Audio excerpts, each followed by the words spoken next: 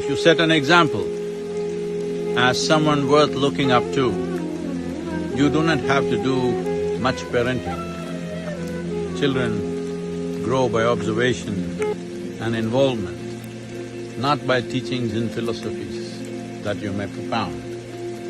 Please set such an example. Become that person that you want your children to be, then there is hardly anything to be done. In some way in their minds you must become a superstar then you don't have to worry where they will go, what they will do, because they will want to be like you. That's all you need to do. Make yourself in such a way, children want to be like you. Out here in Tennessee at Asia Institute of Inner Sciences, wonderful day, a little drizzly, but a beautiful day out here. Temperatures are just cooling down and much better than what it was in the last few days.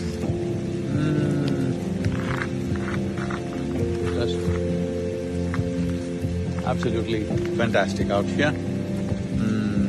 I wish this was a time when a lot of activity would begin for Isha, its volunteers and many things both here and India. But this year we are a little quiet, still under lockdown. A few things happening online, we are doing substantial work, but physically, no travel, no meeting people.